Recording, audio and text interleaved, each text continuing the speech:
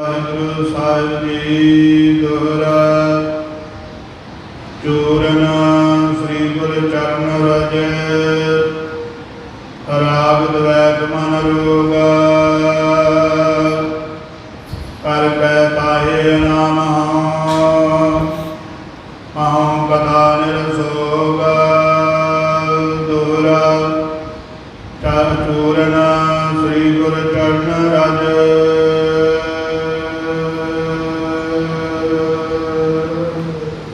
ਵਾਹਿਗੁਰੂ ਜੀ ਕਾ ਖਾਲਸਾ ਵਾਹਿਗੁਰੂ ਜੀ ਕੀ ਫਤਿਹ।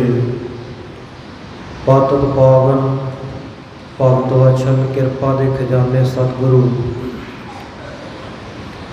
ਜੁਗੋ ਜੁਗ ਅਟਲ ਧੰਨ ਧੰਨ ਸਾਹਿਬ ਸ੍ਰੀ ਗੁਰੂ ਗ੍ਰੰਥ ਸਾਹਿਬ ਮਹਾਰਾਜ ਸੱਚੇ ਪਾਤਸ਼ਾਹ ਜੀ ਦੀ ਮਹਾਨ ਕਿਰਪਾ ਦਾ ਸਦਕਾ ਸਾਹਿਬ ਜੀ ਦੀ ਹਜ਼ੂਰੀ ਵਿੱਚ ਸੰਧਿਆ ਸਮੇਂ ਸਜੇ ਦੀਵਾਨਾਂ ਦੀ ਗੁਰਦੁਆਰਾ ਸ਼ਹੀਦ ਬਾਬਾ ਨਿਹਾਲ ਸਿੰਘ ਜੀ ਨਗਰ ਤਲਣ ਵਿਖੇ ਹਾਜ਼ਰੀ ਭਰ ਰਹੀ ਗੁਰੂ ਪਿਆਰੀ ਗੁਰੂ ਸਵਾਰੀ ਸਾਧ ਸੰਗਤ ਜੀਓ,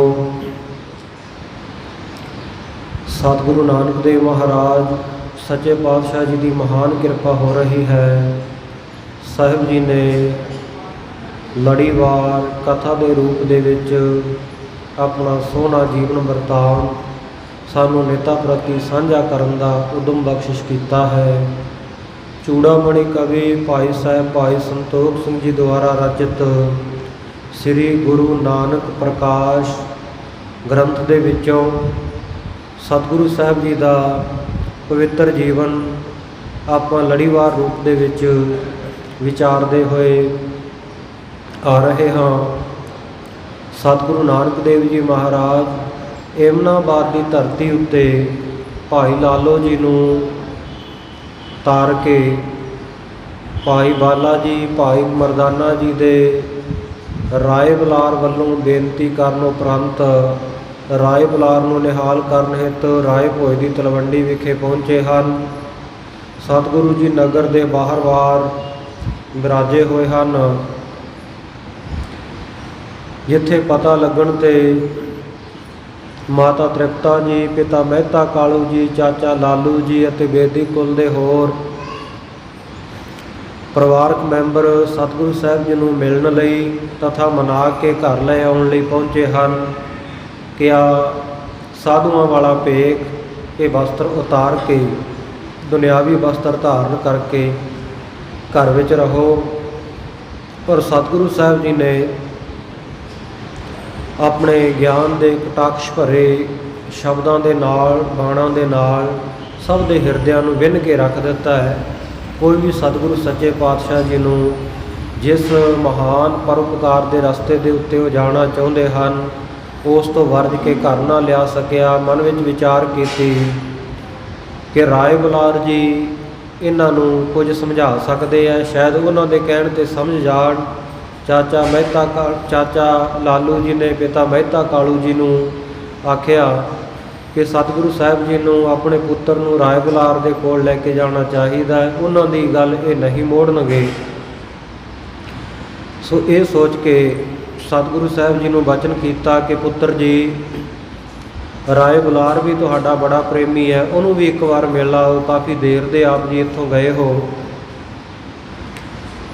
ਤੋ ਸਤਿਗੁਰੂ ਸਾਹਿਬ ਜੀ ਤਾਂ ਆਏ ਹੀ ਰਾਏ ਬਲਾਰ ਨੂੰ ਮਿਲਣ ਵਾਸਤੇ, ਦਰਸ਼ਨ ਦੇਣ ਵਾਸਤੇ, ਉਹਦੀ ਭਾਵਨਾ ਪੂਰੀ ਕਰਨ ਵਾਸਤੇ ਸਨ। ਸਤਿਗੁਰੂ ਜੀ ਇੱਕਦਮ ਨਾਲ ਜਾਣ ਦੇ ਲਈ ਤਿਆਰ ਹੋ ਗਏ, ਚੱਲ ਪਏ। ਜਾ ਕੇ ਰਾਏ ਬਲਾਰ ਨੂੰ ਦਰਸ਼ਨ ਦਿੱਤੇ। ਇਹਨੇ ਬੜੇ ਭਾਵਨਾ ਦੇ ਨਾਲ ਸਾਹਿਬ ਜੀ ਦੇ ਦਰਸ਼ਨ ਦੀਦਾਰੇ ਕੀਤੇ। ਇੱਕ ਪੁਰੋਹਿਤ ਨੂੰ ਬੁਲਾ ਕੇ, ਬ੍ਰਾਹਮਣ ਨੂੰ ਬੁਲਾ ਕੇ ਸਤਿਗੁਰੂ ਸਾਹਿਬ ਜੀ ਵਾਸਤੇ ਭੋਜਨ ਪ੍ਰਸ਼ਾਦਾ ਤਿਆਰ ਕਰਵਾਇਆ। ਬੜੀ ਭਾਵਨਾ ਦੇ ਨਾਲ ਤਰ੍ਹਾਂ ਤਰ੍ਹਾਂ ਦੇ ਪਦਾਰਥ ਸਤਿਗੁਰੂ ਪਾਤਸ਼ਾਹ ਜੀ ਨੂੰ ਛਕਾ ਕੇ ਸਤਿਗੁਰੂ ਸਾਹਿਬ ਜੀ ਦੀਆਂ ਖੁਸ਼ੀਆਂ ਪ੍ਰਸੰਨਤਾ ਹਾਸਲ ਕੀਤੀ। ਅਤੇ ਇਸ ਪ੍ਰਕਾਰ ਸਤਿਗੁਰੂ ਸਾਹਿਬ ਜੀ ਨੇ ਰਾਏ ਬਲਾਰ ਨੂੰ ਦਰਸ਼ਨ ਦੇ ਕੇ ਇਉਂ ਨਿਹਾਲ ਕੀਤਾ ਜਿਵੇਂ ਸਾਧ ਸੰਗਤ ਜੀ ਸਿੰਚਾਈ ਤੋਂ ਬਿਨਾਂ, ਜਲ ਤੋਂ ਬਿਨਾਂ ਕੋਈ ਖੇਤੀ ਸੁੱਕੀ ਹੋਈ ਹੋਵੇ ਨਾ, ਅਤੇ ਉਹਦੇ ਉੱਤੇ ਇੱਕਦਮ ਆਕਾਸ਼ ਦੇ ਵਿੱਚੋਂ ਮੀਂਹ ਪੈ ਜਾਵੇ, ਬੱਦਲ ਵਰ ਜਾਵੇ ਅਤੇ ਉਹ ਹਰੀ ਭਰੀ ਹੋ ਜਾਂਦੀ ਆ। ਬਹੁਤ ਟਹਿਕਣ ਮਹਿਕਣ ਲੱਗ ਜਾਂਦੀ ਹੈ। ਇਸੇ ਪ੍ਰਕਾਰ ਰਾਏ ਬੁਲਾਰ ਬੇਨਤੀ ਕਰਦਾ, ਮਹਾਰਾਜ ਆਪ ਜੀ ਨੇ ਕਿਰਪਾ ਕੀਤੀ ਹੈ, ਆ ਮੇਰਾ ਤਨ ਤੇ ਮਨ, ਤਨ ਬਿਰਧ ਬਹੁਤ ਹੋ ਚੁੱਕਿਆ, ਸੁੱਕ ਸੜ ਗਿਆ ਹੈ, ਔਰ ਇਸੇ ਤਰ੍ਹਾਂ ਮਨ ਵੀ ਆਪ ਜੀ ਦੇ ਦਰਸ਼ਨਾਂ ਤੋਂ ਵਾਂਝਾ ਹੋ ਕੇ ਬੜਾ ਬੇਬਲ ਹੋਇਆ ਸੀ। ਆਪ ਜੀ ਨੇ ਬੱਦਲ ਰੂਪ ਹੋ ਕੇ ਮੈਨੂੰ ਸਰਸ਼ਾਰ ਕਰ ਦਿੱਤਾ ਹੈ। ਇੱਥੋਂ ਤੱਕ ਆਪਾਂ ਇਤਿਹਾਸ ਸਰਵਣ ਕਰ ਚੁੱਕੇ ਹਾਂ। ਆਓ ਅੱਗੇ ਜਿਵੇਂ ਸਾਹਿਬ ਜੀ ਦਾ ਸੋਹਣਾ ਸੁੰਦਰ ਇਤਿਹਾਸ ਆ ਰਿਹਾ ਹੈ, ਧੰਨ ਗੁਰੂ ਨਾਨਕ ਦੇਵ ਮਹਾਰਾਜ ਸੱਚੇ ਪਾਤਸ਼ਾਹ ਜੀ ਦੇ ਚਰਨਾਂ ਦਾ ਧਿਆਨ ਧਰ ਕੇ ਮਨ ਬਿਰਤੀਆਂ ਨੂੰ ਇਕਾਗਰ ਕਰਕੇ ਅਗਲੇਰੀ ਕਥਾ ਜਿਵੇਂ ਭਾਈ ਬਾਲਾ ਜੀ ਗੁਰੂ ਅੰਗਦ ਦੇਵ ਮਹਾਰਾਜ ਸੱਚੇ ਪਾਤਸ਼ਾਹ ਜੀ ਨੂੰ ਸੁਣਾ ਰਹੇ ਹਨ, ਅਤੇ ਭਾਈ ਸੰਤੋਖ ਸਿੰਘ ਜੀ ਉਹ ਭਾਈ ਵਾਲੀ ਜਨਮ ਸਾਖੀ ਨੂੰ ਆਧਾਰ ਬਣਾ ਕੇ ਸੁੰਦਰ ਛੰਦਾਬੰਦੀ ਵਿੱਚ ਕਥਾ ਵਰਣਨ ਕਰ ਰਹੇ ਹਨ। ਪਿਆਰ ਨਾਲ ਸਰਵਣ ਕਰੀਏ। ਸਤਿਨਾਮ ਸ੍ਰੀ ਵਾਹਿਗੁਰੂ ਸਾਹਿਬ ਜੀ ਦੋਹਰਾ। ਪੂਰਨ ਸ੍ਰੀ ਗੁਰੂ ਚਰਨ ਰਜ। ਸਤਿਗੁਰੂ ਨਾਨਕ ਦੇਵ ਮਹਾਰਾਜ ਸੱਚੇ ਪਾਤਸ਼ਾਹ ਜੀ ਦੇ ਪਾਵਨ ਪਵਿੱਤਰ ਜਿਹੜੇ ਚਰਨ ਹਨ, ਉਹਨਾਂ ਦੀ ਜਿਹੜੀ ਧੂੜੀ ਹੈ, ਸਤਿਗੁਰੂ ਜੀ ਦੇ ਚਰਨ ਛੋਹ ਪ੍ਰਾਪਤ ਜਿਹੜੀ ਧੂੜੀ ਹੈ, ਚਰਨਾਂ ਦੀ ਰਜ ਹੈ। ਪ੍ਰਾਪਤ ਵੈਕ ਮਨ ਰੋਗ। ਮਨ ਜਿਹੜਾ ਹੈ, ਇਹਨੂੰ ਦੋ ਪ੍ਰਕਾਰ ਦੇ ਰੋਗ ਲੱਗੇ ਹੋਏ ਆ, ਇੱਕ ਰਾਗ ਤੇ ਇੱਕ ਦਵੈਕ। ਰਾਗ ਅਤੇ ਦਵੈਕ, ਰਾਗ ਕਿਸੇ ਦੇ ਨਾਲ ਬਹੁਤਾ ਪ੍ਰੇਮ ਹੋਣਾ, ਬਹੁਤਾ ਮੋਹ ਹੋਣਾ, ਤੇ ਦਵੈਕ ਕਿਸੇ ਦੇ ਨਾਲ ਘਿਰਣਾ ਕਰਨੀ, ਕਿਸੇ ਪ੍ਰਤੀ ਮਨ ਦੇ ਵਿੱਚ ਨਫ਼ਰਤ ਪੈਦਾ ਹੋਣੀ। ਇਹ ਮਨ ਨੂੰ ਦੋ ਰੋਗ ਲੱਗੇ ਹੋਏ ਆ ਸਾਡੇ ਸਾਰਿਆਂ ਦੇ। ਅਸੀਂ ਕਿਸੇ ਨੂੰ ਤਾਂ ਬਹੁਤਾ ਹੀ ਚਾਹੁੰਦੇ ਹਾਂ, ਬੜਾ ਪ੍ਰੇਮ ਕਰਦੇ ਹਾਂ, ਆਹ ਮੇਰਾ ਹਿੱਤੂ, ਆਹ ਮੇਰਾ ਸੰਬੰਧੀ, ਆਹ ਮੇਰਾ ਧੀ ਪੁੱਤਰ ਆ, ਮੇਰਾ ਪਰਿਵਾਰਕ ਮੈਂਬਰ ਹੈ, ਤੇ ਕਈਆਂ ਨੂੰ ਦੇਖ ਕੇ ਸਾਡੇ ਮਨ ਵਿੱਚ ਦੇਖਣ ਸਾਰੀ ਨਫ਼ਰਤ ਪੈਦਾ ਹੋ ਜਾਂਦੀ ਹੈ। ਇਹ ਮਨ ਦੇ ਰੋਗ ਆ। ਸੋ ਇਸ ਪ੍ਰਕਾਰ ਜਿਹੜੇ ਇਹ ਮਨ ਦੇ ਦੋਵੇਂ ਰੋਗ ਹੈ, ਇਹਨਾਂ ਵਾਸਤੇ ਸਤਿਗੁਰੂ ਜੀ ਦੇ ਚਰਨਾਂ ਦੀ ਜਿਹੜੀ ਧੂੜੀ ਉਹ ਦਵਾਈ ਰੂਪ ਹੈ। ਜਿਵੇਂ ਇੱਕ ਚੂਰਨ ਖਾ ਲਈਏ ਤੇ ਸਾਧ ਸੰਗਤ ਉਹ ਪੇਟ ਦੇ ਰੋਗਾਂ ਨੂੰ ਠੀਕ ਕਰ ਦਿੰਦਾ ਹੈ, ਰਗੜੀ ਹੋਈ ਦਵਾਈ ਦਾ ਨਾਮ ਚੂਰਨ ਹੈ। ਇਸ ਪ੍ਰਕਾਰ ਸਤਿਗੁਰੂ ਜੀ ਦੇ ਚਰਨਾਂ ਦੀ ਜਿਹੜੀ ਧੂੜੀ ਹੈ, ਇਹ ਜਦੋਂ ਮਨ ਨੂੰ ਮਿਲ ਜਾਂਦੀ ਹੈ, ਜਿਹੜਾ ਰਾਗ ਦਵੈਕ ਦੇ ਰੋਗ ਸਹਿਤ ਹੈ, ਤਾਂ ਸਤਿਗੁਰੂ ਜੀ ਦੀ ਚਰਨ ਧੂੜੀ ਨੂੰ ਪ੍ਰਾਪਤ ਕਰਕੇ ਮਨ ਜਿਹੜਾ ਰਾਗ ਦਵੈਕ ਦੇ ਰੋਗਾਂ ਨਾਲ ਰੋਗੀ ਹੋਇਆ ਹੈ, ਉਸ ਨੂੰ ਕਵੀ ਭਾਈ ਸੰਤੋਖ ਸਿੰਘ ਜੀ ਕਹਿੰਦੇ ਮੈਂ ਇਨਾਮ ਕਰ ਲਿਆ। ਨਾਮਿਆ ਨਾਮ ਸਾਧ ਸੰਗਤ ਜੀ, ਆਮਿਆ ਨਾਮ ਰੋਗ ਦਾ ਅਤੇ ਅਨਾਮਿਆ ਰੋਗ ਤੋਂ ਰਹਿਤ ਕਰ ਲੈਣਾ। ਸੋ ਇਸ ਪ੍ਰਕਾਰ ਕਵੀ ਜੀ ਕਹਿੰਦੇ ਸਤਿਗੁਰੂ ਜੀ ਦੇ ਚਰਨਾਂ ਦੀ ਧੂੜੀ ਰੂਪੀ ਦਵਾਈ ਦੇ ਨਾਲ ਮੈਂ ਆਪਣੇ ਮਨ ਦੇ ਰਾਗ ਦਵੈਕ ਰੂਪੀ ਰੋਗਾਂ ਨੂੰ ਖੋ ਕੇ ਦੂਰ ਕਰਕੇ ਨਾਸ਼ ਕਰਕੇ ਅਰੋਗ ਕਰ ਲਿਆ ਹੈ। ਇਸ ਕਰਕੇ ਮੈਂ ਹੁਣ ਸਤਿਗੁਰੂ ਸਾਹਿਬ ਜੀ ਦੀ ਉਹ ਸੁੰਦਰ ਕਥਾ ਕਹਿਣ ਲੱਗਾ ਹਾਂ, ਜਿਹੜੀ ਨਿਰਸੋਗ, ਸੋਗ ਤੋਂ ਰਹਿਤ ਕਰਨ ਵਾਲੀ ਹੈ, ਖੁਸ਼ੀਆਂ ਦੇ ਦੇਣਹਾਰੀ ਕਥਾ ਹੈ। ਸੋ ਉਹ ਮੈਂ ਵਰਣਨ ਕਰਦਾ ਹਾਂ। ਸ੍ਰੀ ਬਾਲਾ ਸੰਧੂ ਗੋਤ ਦੇ ਭਾਈ ਬਾਲਾ ਜੀ ਕਥਾ ਸੁਣਾਉਂਦੇ ਹਨ।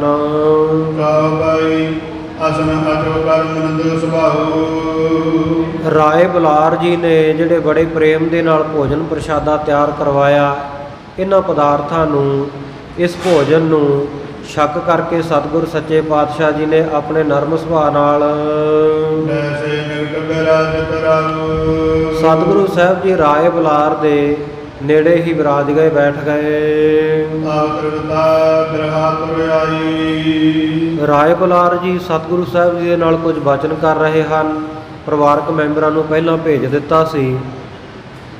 ਸੋ ਮਾਤਾ ਤ੍ਰਿਪਤਾ ਜੀ ਘਰ ਤਾਂ ਚਲੇ ਗਏ, ਪਰ ਮਨ ਦੇ ਵਿੱਚ ਪੁੱਤਰ ਦਾ ਵਿਯੋਗ, ਪੁੱਤਰ ਦਾ ਮੋਹ ਇੰਨਾ ਹੈ ਕਿ ਬਿਰਹਾ ਤੁਰ ਹੋ ਕੇ ਵਿਛੋੜੇ ਦੇ ਦੁੱਖ ਦੇ ਵਿੱਚ ਮਾਤਾ ਜੀ ਦੁਬਾਰਾ ਇੱਥੇ ਰਾਏ ਬੁਲਾਰ ਦੇ ਘਰ ਪਹੁੰਚ ਗਏ। ਤੇ ਮਨ ਦੇ ਵਿੱਚ ਲਾਲਚ ਕੀ ਹੈ ਕਿ ਆਪਣੇ ਪੁੱਤਰ ਨੂੰ ਕਿਤੇ ਜਾਣ ਨਾ ਦੇਵਾਂ, ਰਾਏ ਬੁਲਾਰ ਨੂੰ ਕਹਿ ਕੇ ਇਹਨਾਂ ਨੂੰ ਘਰ ਰੱਖ ਲਵਾਂ। ਤੇ ਰਾਏ ਬੁਲਾਰ ਦੇ ਨੇੜੇ ਬੈਠ ਕੇ ਮਾਤਾ ਤ੍ਰਿਪਤਾ ਜੀ, ਤੇ ਜਿਵੇਂ ਸਾਡੇ ਪੰਜਾਬੀ ਪੁਰਾਤਨ ਸੱਭਿਆਚਾਰ ਦੀ ਇਹ ਸਾਧ ਸੰਗਤ ਜੀ ਇੱਕ ਰੀਤੀ ਸੀ ਕਿ ਜਦੋਂ ਕਿਸੇ ਬਜ਼ੁਰਗ ਦੇ ਕੋਲ ਵੱਡੇ ਕੋਲ ਜਾਣਾ ਤੇ ਮਾਂਝਾਂ ਬੀਬੀਆਂ ਨੇ ਘੁੰਡ ਕੱਢ ਲੈਣਾ, ਪਰਦਾ ਕਰ ਲੈਣਾ। ਇਉਂ ਘੁੰਡ ਕੱਢ ਕੇ ਚਿਹਰੇ ਦੇ ਉੱਤੇ ਪਰਦਾ ਕਰਕੇ ਮਾਤਾ ਤ੍ਰਿਪਤਾ ਜੀ ਵੀ ਕੋਲ ਬੈਠ ਗਏ। ਬੋਲੀ ਬਚਨ ਸੰਗ ਅਵਨੀਪਾ। ਜਿਹੜਾ ਰਾਜਾ ਰਾਏ ਬੁਲਾਰ ਹੈ ਉਸ ਨੂੰ ਮਾਤਾ ਜੀ ਨੇ ਬਚਨ ਆਖੇ। ਬੰਦ ਹੱਥ ਦਵੈ ਦੀਨ ਭਵੰਤੀ। ਦੋਵੇਂ ਹੱਥ ਜੋੜ ਕੇ ਬੜੇ ਨਿਮਰਤਾਵਾਨ ਹੋ ਕਰਕੇ ਸੁਨੋ ਰਾਏ ਜੀ ਮੋਰ ਬੇਨੰਤੀ। ਮਾਤਾ ਜੀ ਕਹਿਣ ਲੱਗੇ, ਰਾਏ ਬੁਲਾਰ ਸਾਹਿਬ ਜੀ, ਰਾਜਾ ਸਾਹਿਬ ਮੇਰੀ ਬੇਨਤੀ ਸੁਣੋ। ਕਰੋ ਆਪ ਇਹ ਵੱਡ ਉਪਕਾਰਾ। ਆਪ ਜੀ ਮੇਰੇ ਉੱਤੇ ਇਹ ਬਹੁਤ ਵੱਡਾ ਉਪਕਾਰ ਕਰ ਦਿਓ, ਮੇਰੇ ਭਲੇ ਹਿੱਤੇ ਕਾਰਜ ਕਰੋ।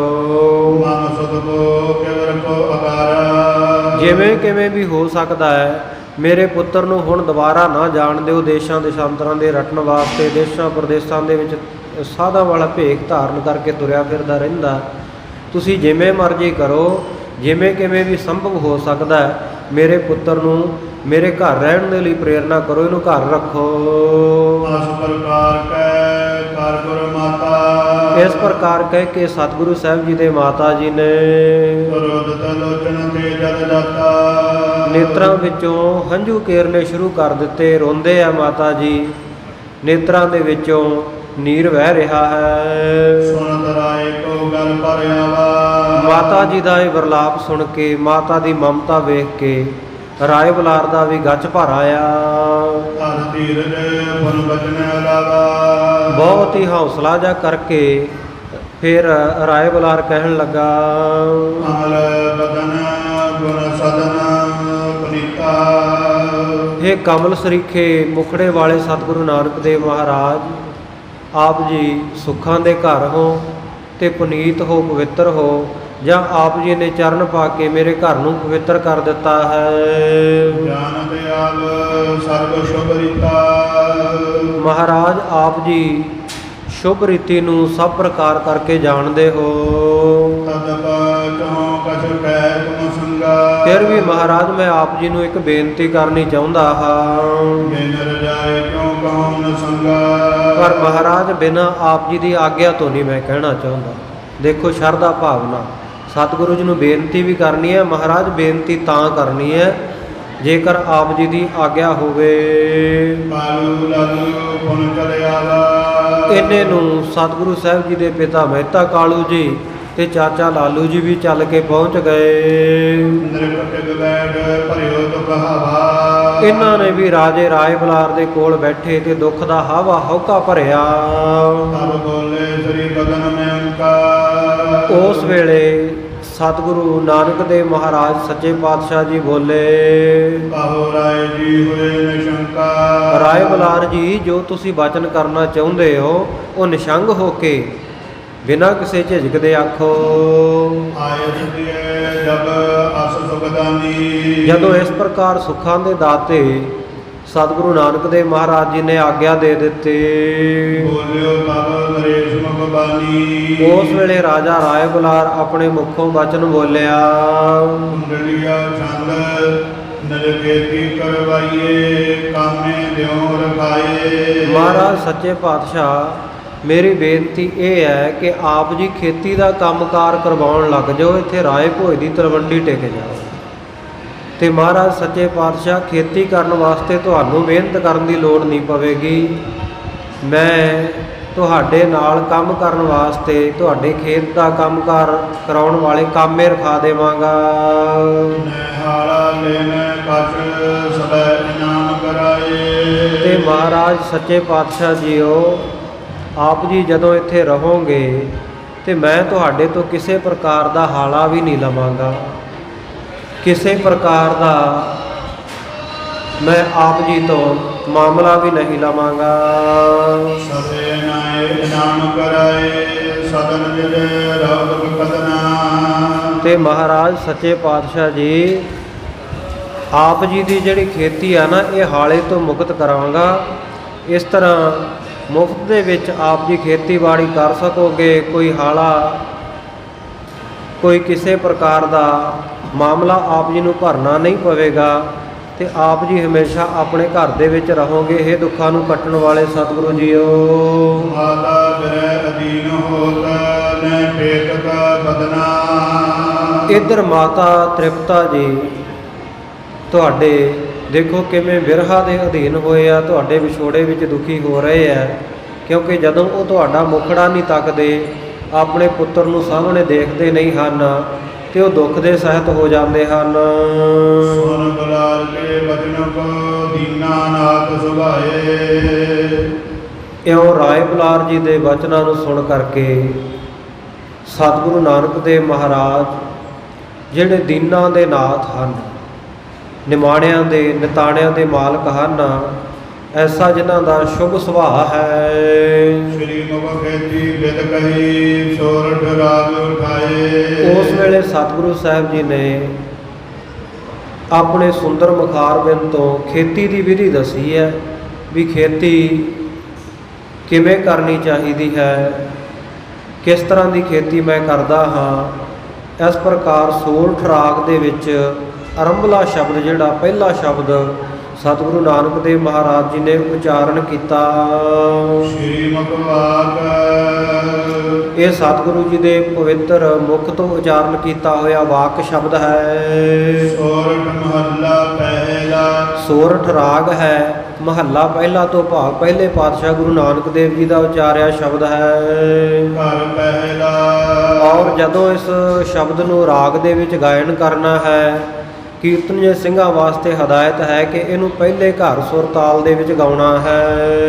ਮਨਹਾਰੀ ਕਰਸਾਣੀ ਕਰਨੀ। ਸਤਿਗੁਰੂ ਨਾਨਕ ਦੇਵ ਮਹਾਰਾਜ ਬਚਨ ਕਰਦੇ ਆ ਕਿ ਰਾਏ ਬੁਲਾਰ ਸਾਹਿਬ, ਤੁਸੀਂ ਮੈਨੂੰ ਕਹਿੰਦੇ ਹੋ ਕਿ ਤੈਨੂੰ ਖੇਤ ਦੇ ਦਿੰਦੇ ਆ, ਖੂਹ ਲਵਾ ਦਿੰਦੇ ਆ, ਕਾਮੇ ਰੱਖ ਦਿੰਦੇ ਹਾਂ, ਖੇਤੀ ਤੇਰੀ ਹਾਲੇ ਤੋਂ ਮਾਮਲੇ ਤੋਂ ਮੁਕਤ ਕਰ ਦਿੰਦੇ ਹਾਂ, ਪਰ ਰਾਏ ਸਾਹਿਬ ਅਸੀਂ ਤਾਂ ਇਹੋ ਜਿਹੀ ਖੇਤੀ ਪਹਿਲਾਂ ਹੀ ਕਰਦੇ ਆ ਰਹੇ ਹਾਂ।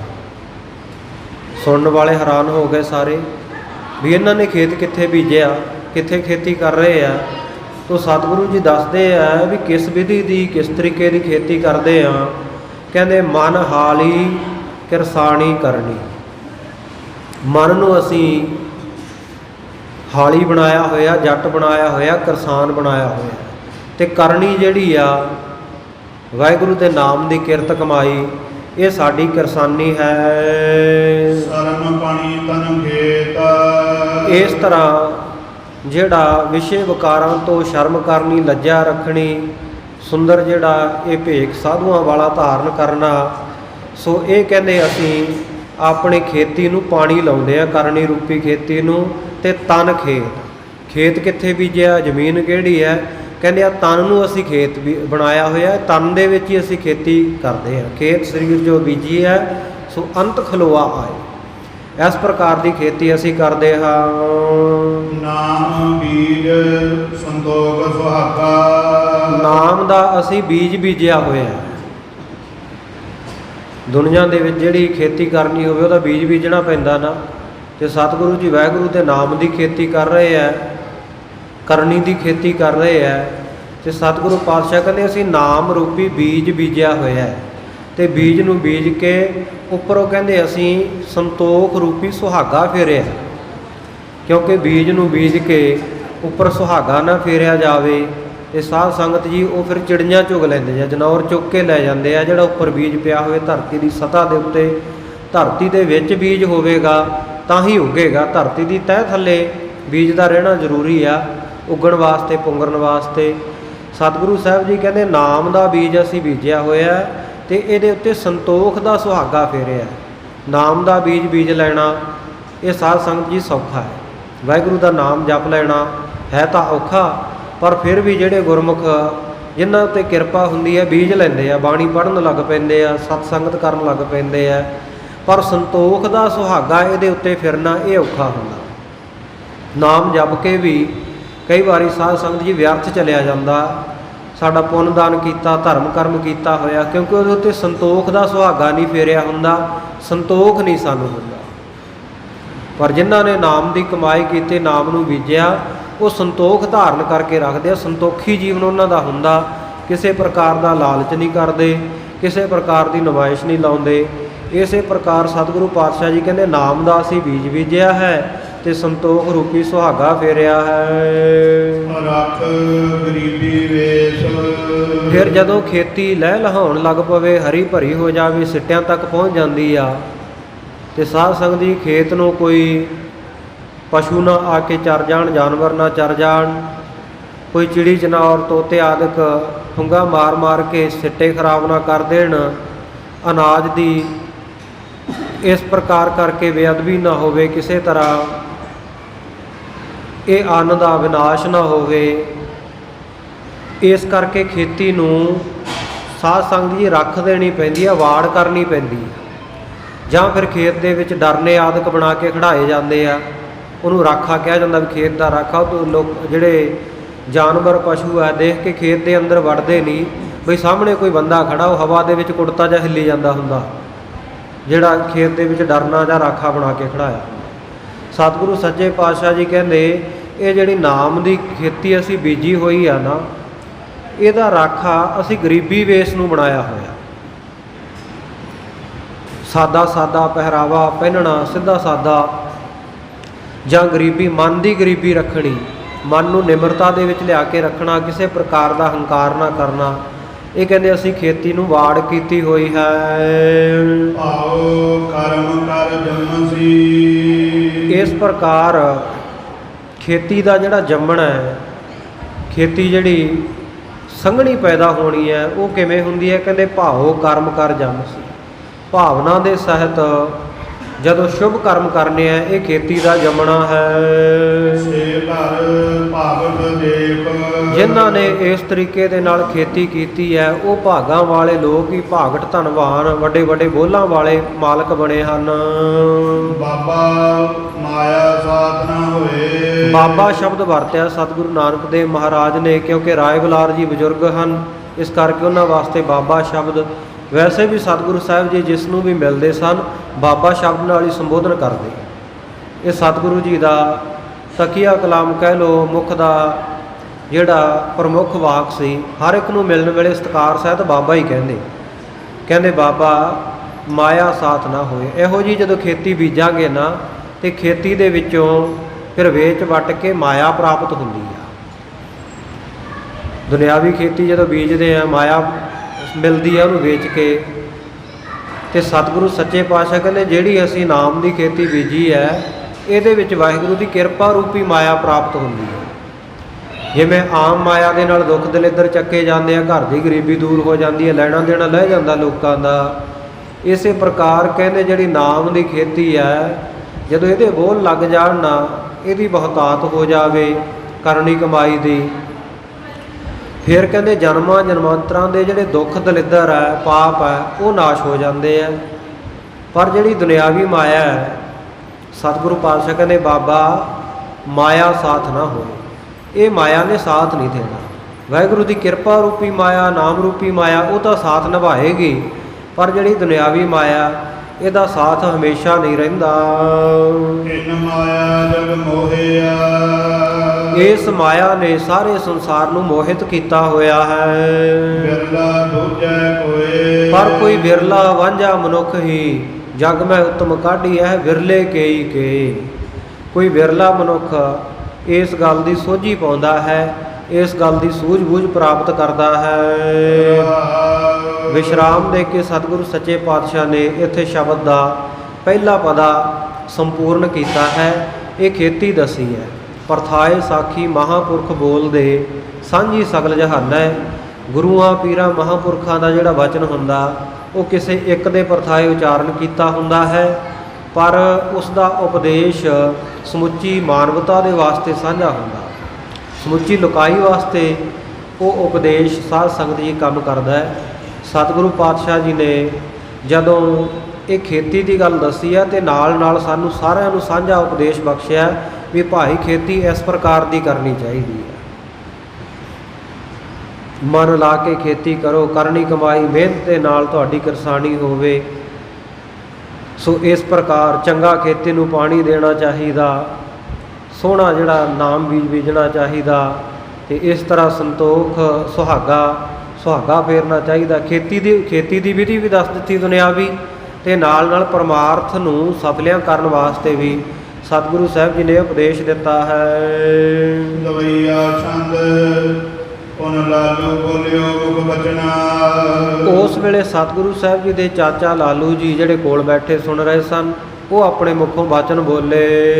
ਤਲਵੰਡੀ ਹਟ ਕਰੀਏ। ਕਹਿਣ ਲੱਗੇ ਕਿ ਪੁੱਤਰ ਨਾਨਕ ਜੀ, ਜੇਕਰ ਤੁਹਾਡਾ ਮਨ ਖੇਤੀ ਵਿੱਚ ਨਹੀਂ ਲੱਗਦਾ, ਨਹੀਂ ਹੈ ਮਨ ਵੀ ਖੇਤੀ ਨਹੀਂ ਕਰਨੀ, ਫਿਰ ਕਹਿੰਦੇ ਤਲਵੰਡੀ ਨਗਰ ਦੇ ਵਿੱਚ ਤੁਸੀਂ ਹੱਟੀ ਕਰ ਲਓ, ਦੁਕਾਨ ਖੋਲ੍ਹ ਲਓ, ਕਿਉਂਕਿ ਤੁਸੀਂ ਮੋਦੀਖਾਨਾ ਵੀ ਪਹਿਲਾਂ ਚਲਾਇਆ ਹੀ ਆ, ਹੱਟ ਸਾਹਿਬ ਤੁਹਾਨੂੰ ਤਜਰਬਾ ਵੀ ਆ। ਇਸ ਕਰਕੇ ਤੁਸੀਂ ਆਹ ਤਲਵੰਡੀ ਨਗਰ ਦੇ ਵਿੱਚ ਹੀ ਰਹੋ, ਇੱਥੇ ਹੀ ਹੱਟੀ ਪਾ ਲਵੋ। ਰਹੋ ਸਦਨ ਨਿਜ ਬਨ ਜੋ ਬਨ ਜਾ। ਨਾਲੇ ਤਾਂ ਤੁਸੀਂ ਘਰ ਰਹੋਗੇ ਤੇ ਨਾਲੇ ਇਹ ਵਣਜ ਵਪਾਰ ਵੀ ਕਰ ਲਓਗੇ। ਮਮ ਬਚ ਔਰ ਮੈਂ ਧਰੀਏ। ਇਹ ਪੁੱਤਰ ਜੀ ਮੇਰਾ ਇਹ ਵਚਨ ਆਪਣੇ ਹਿਰਦੇ ਵਿੱਚ ਵਿਚਾਰ ਕੇ ਧਾਰਨ ਕਰੋ। ਤੁਝ ਪ੍ਰਜਾਤ ਕਰਤ ਨਿਤਰੋਦਨ। ਔਰ ਤੁਹਾਡੇ ਵਿਛੋੜੇ ਦੇ ਵਿੱਚ ਪਛੋਤਾਵਾ ਕਰਦੇ ਹੋਏ ਤੁਹਾਡੀ ਮਾਤਾ ਨਿਤ ਰੋਦਨ ਕਰਦੀ ਹੈ। ਤੇਰੋ ਜਨਨੀ ਘਾਤੀ। ਤੁਸੀਂ ਆਪਣੀ ਮਾਤਾ ਨੂੰ ਦੇਖੋ ਕਿ ਕਿਵੇਂ ਉਹ ਤੁਹਾਡੇ ਵੱਲ ਦੇਖ ਦੇਖ ਕੇ ਇਹ ਰੁਦਨ ਕਰ ਰਹੀ ਹੈ, ਰੋਣਾ ਕਰਲਾਉਣਾ ਕਰਦੀ ਹੈ। ਸੁਨ ਦੋਸਰ ਪਦ ਸ੍ਰੀ ਮੁਖ ਭਾਖੈ। ਇਹ ਵਚਨ ਸੁਣ ਕੇ ਸਤਿਗੁਰੂ ਸਾਹਿਬ ਜੀ ਨੇ ਸ਼ਬਦ ਦਾ ਦੂਸਰਾ ਪਦ ਉਚਾਰਨ ਕੀਤਾ। ਸ਼ੁਭਗਤ ਪ੍ਰਾਪਤ ਜਾਤੇ। ਐਸਾ ਸਤਿਗੁਰੂ ਸੱਚੇ ਪਾਤਸ਼ਾਹ ਜੀ ਦਾ ਇਹ ਪਵਿੱਤਰ ਪਾਵਨ ਸ਼ਬਦ ਹੈ, ਜਿਸ ਨੂੰ ਸੁਣਨ ਦੇ ਨਾਲ ਸ਼ੁਭ ਗਤੀ ਨੂੰ ਪ੍ਰਾਪਤ ਹੋ ਜਾਈਦਾ ਹੈ। ਗਤੀ ਨਾਮ ਕਲਿਆਣ ਦਾ ਹੈ, ਮੁਕਤੀ ਦਾ ਹੈ।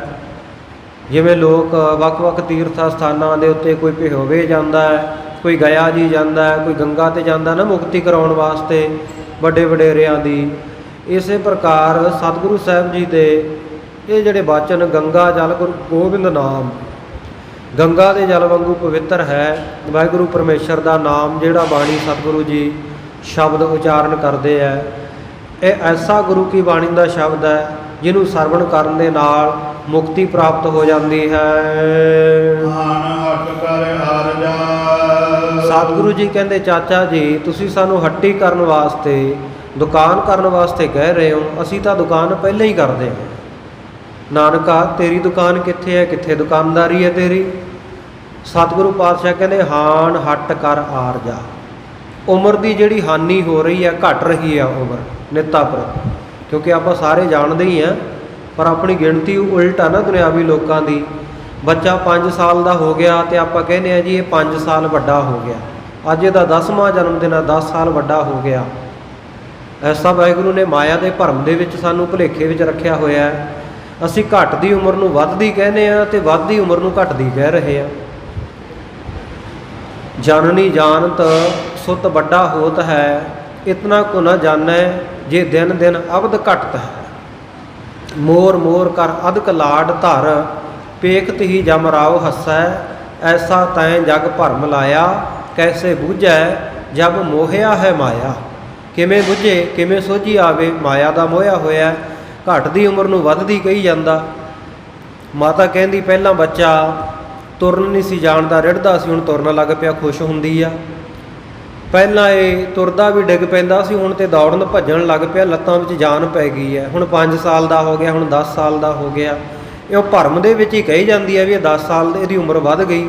ਹਾਲਾਂਕਿ ਜਿੰਨੀ ਵੀ ਉਮਰ ਮਿੱਥੀ ਜਾਏ, 60-70 ਸਾਲ ਦੀ ਮੰਨ ਲਓ, 70 ਸਾਲ ਦੀ ਉਮਰ ਹੈ, ਬੱਚਾ 10 ਸਾਲ ਦਾ ਹੋ ਗਿਆ ਤੇ ਉਹ 10 ਸਾਲ ਉਮਰ ਘਟ ਗਈ ਨਾ, ਮੌਤ ਦੇ ਨੇੜੇ ਹੀ ਜਾ ਰਿਹਾ ਦਿਨ ਪ੍ਰਤੀ ਦਿਨ।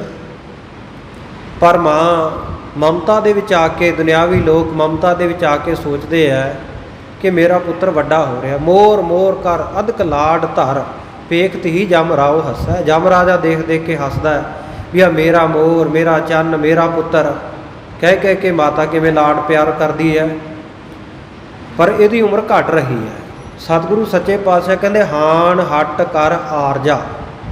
ਆਰਜਾ ਨਾਮ ਉਮਰ ਦਾ, ਹਾਨ ਨਾਮ ਹੈ ਹਾਨੀ ਹੋਣ ਦਾ, ਘਾਟਾ ਹੋਣ ਦਾ।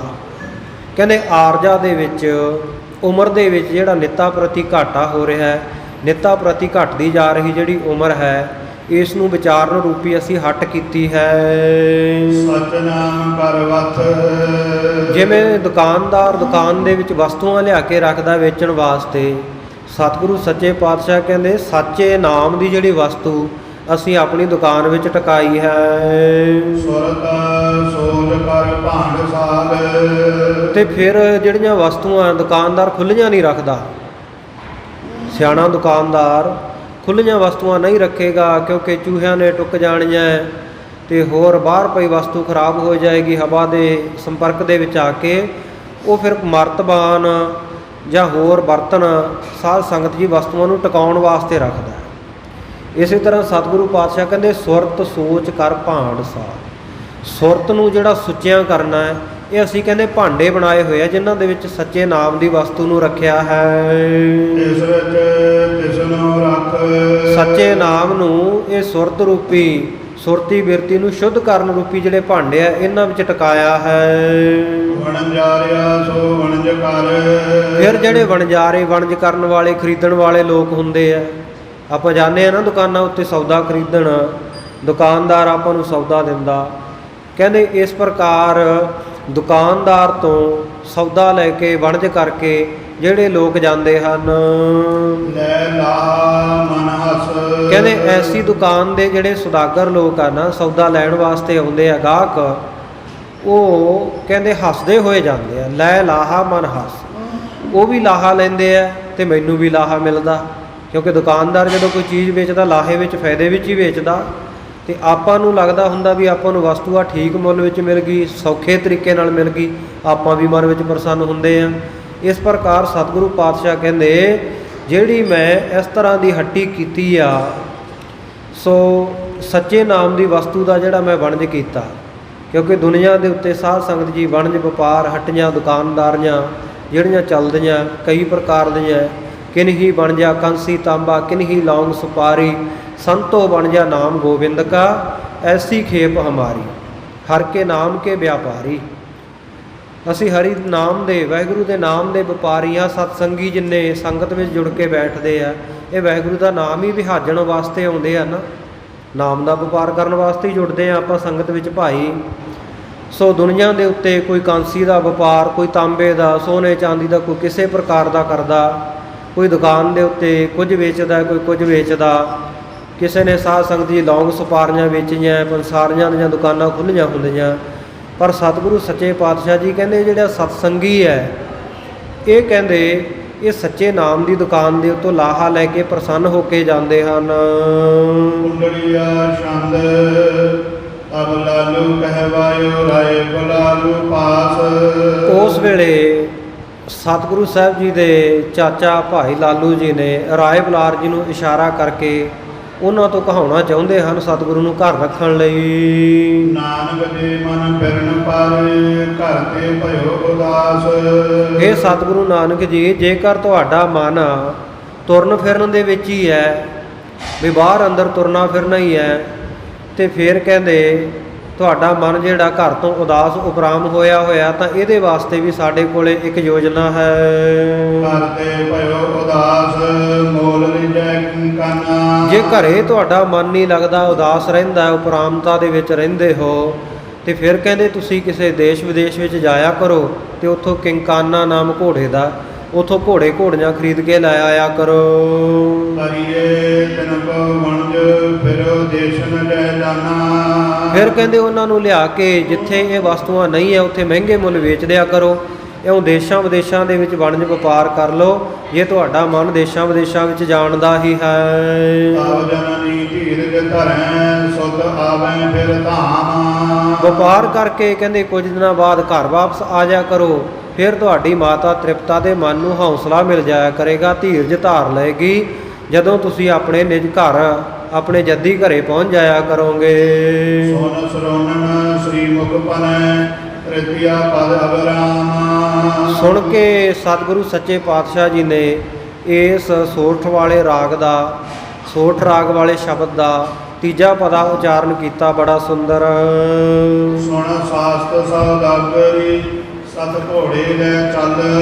ਸਤਿਗੁਰੂ ਜੀ ਹੁਣ ਸੌਦਾਗਰੀ ਕਰਨੀ ਵੀ ਦੱਸਦੇ ਆ, ਵਪਾਰ ਕਰਨਾ, ਬਿਜ਼ਨਸ ਕਰਨਾ ਵੀ ਦੱਸਦੇ ਆ, ਵੀ ਇੱਕ ਬਿਜ਼ਨਸਮੈਨ ਨੂੰ ਕਿਸ ਤਰੀਕੇ ਦੇ ਨਾਲ ਬਿਜ਼ਨਸ ਕਰਨਾ ਚਾਹੀਦਾ। ਸਤਿਗੁਰੂ ਜੀ ਕਹਿੰਦੇ ਸੁਣ ਸਾਸਤ ਸੌਦਾਗਰੀ, ਜਿਹੜਾ ਵਾਹਿਗੁਰੂ ਦਾ ਨਾਮ ਸ਼ਾਸਤਰਾਂ ਦੇ ਵਿੱਚ, ਧਰਮ ਗ੍ਰੰਥਾਂ ਦੇ ਵਿੱਚ ਲਿਖਿਆ ਹੋਇਆ, ਉਹ ਕਹਿੰਦੇ ਸਤਿਗੁਰੂ ਸੱਚੇ ਪਾਤਸ਼ਾਹ ਜੀ ਅਸੀਂ ਸੁਣਦੇ ਹਾਂ, ਇਸ ਪ੍ਰਕਾਰ ਦੀ ਅਸੀਂ ਸੌਦਾਗਰੀ, ਇਸ ਪ੍ਰਕਾਰ ਦਾ ਵਪਾਰ ਕਰਦੇ ਹਾਂ। ਖਰਚ ਬਨ ਚੰਗਿਆਈਆਂ ਮਤ ਮਨ ਜਾਣੇ ਕੱਲ। 7 ਘੋੜੇ ਲੈ ਚੱਲ।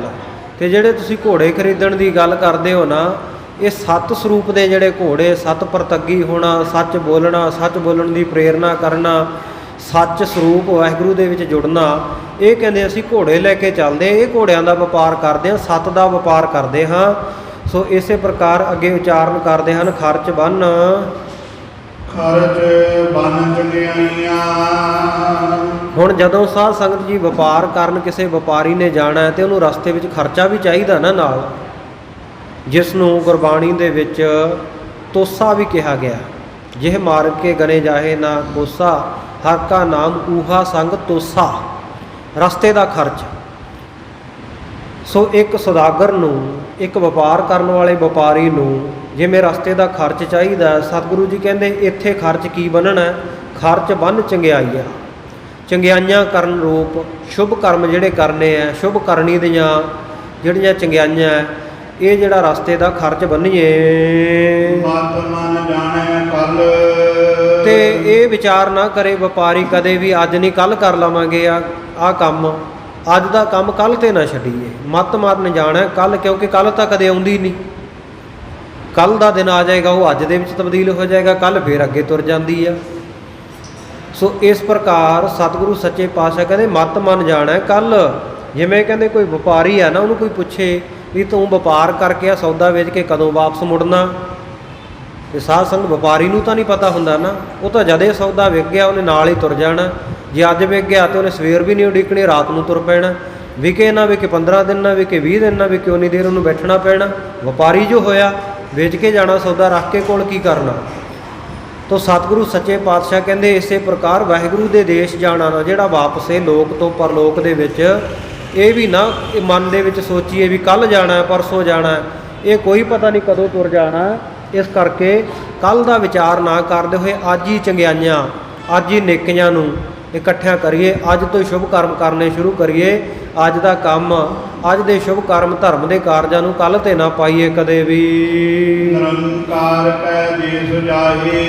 ਇਸ ਪ੍ਰਕਾਰ ਨਿਰੰਕਾਰ ਵਾਹਿਗੁਰੂ ਦੇ ਦੇਸ਼ ਦੇ ਵਿੱਚ ਜਾ ਕਰਕੇ ਤਾਂ ਸੁਖ ਲਹਿ ਮਹੱਲ। ਹਾਂ, ਨਿਰੰਕਾਰ ਦੇ ਦੇਸ਼ ਵਿੱਚ ਜਾ ਪਹੁੰਚਦਾ ਬੰਦਾ ਜਦੋਂ ਇਹੋ ਜਿਹਾ ਸੌਦਾ ਕਰਦਾ, ਇਹੋ ਜਿਹੀ ਸੌਦਾਗਰੀ, ਇਹੋ ਜਿਹਾ ਵਣਜ ਵਪਾਰ ਬਿਜ਼ਨਸ ਕਰੇਗਾ, ਉਹ ਨਿਰੰਕਾਰ ਦੇ ਦੇਸ਼ ਵਿੱਚ ਜਾਏਗਾ, ਨਰਕਾਂ ਦੇ ਦੇਸ਼ ਵਿੱਚ ਨਹੀਂ ਜਾਏਗਾ। ਔਰ ਕਿੱਥੇ ਜਾ ਪਹੁੰਚੇਗਾ? ਤਾਂ ਸੁਖ ਲਹਿ ਹੈ ਮਹੱਲ। ਫਿਰ ਜਿਹੜਾ ਆਪਣਾ ਨਿਜ ਸਰੂਪ ਹੈ, ਨਿਜ ਘਰ ਮਹਿਲ ਪਾਵੋ ਸੁਖ ਸਹਿਜੇ, ਬਾਹਰ ਨਾ ਹੋਏਗੋ ਫੇਰਾ। ਨਿਜ ਸਰੂਪ ਦੇ ਵਿੱਚ ਟਿਕਣ ਰੂਪ ਸਥਿਤੀ ਰੂਪ ਮਹੱਲ ਨੂੰ ਪ੍ਰਾਪਤ ਕਰ ਲਵੇਗਾ, ਹਮੇਸ਼ਾ ਵਾਸਤੇ ਸੁੱਖਾਂ ਨੂੰ ਪ੍ਰਾਪਤ ਕਰੇਗਾ।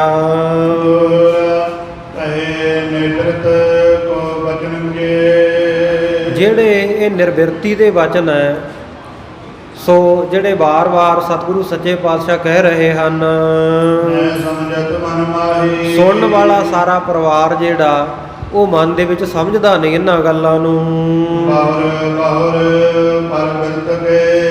ਵਾਰੀ-ਵਾਰੀ ਪ੍ਰਵਿਰਤੀ ਦੇ ਸੰਸਾਰ ਦੇ ਵਿੱਚ ਰਹਿਣ ਵਾਲੇ ਵਚਨ,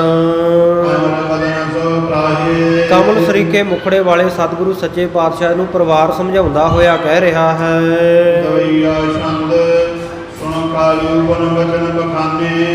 ਇਹ ਸੁਣ ਕੇ ਮਹਿਤਾ ਕਾਲੂ ਜੀ ਫਿਰ ਬਚਨ ਬੋਲੇ, ਕਹਿੰਦੇ ਪੁੱਤਰ ਨਾਨਕ, ਜੇ ਤੇਰਾ ਖੇਤੀ ਵਿੱਚ ਮਨ ਨਹੀਂ ਹੈ, ਦੁਕਾਨਦਾਰੀ ਹੱਟੀ ਕਰਨ ਵਿੱਚ ਵੀ ਮਨ ਨਹੀਂ ਹੈ, ਸੌਦਾਗਰੀ ਕਰਨ ਵਿੱਚ, ਵਪਾਰ ਕਰਨ ਦੇ ਵਿੱਚ ਵੀ ਜੇ ਤੇਰਾ ਮਨ ਨਹੀਂ ਹੈ, ਫਿਰ ਕਹਿੰਦੇ ਇੱਕ ਕੰਮ ਹੋਰ ਤੂੰ ਕਰ ਸਕਦਾ ਹੈ।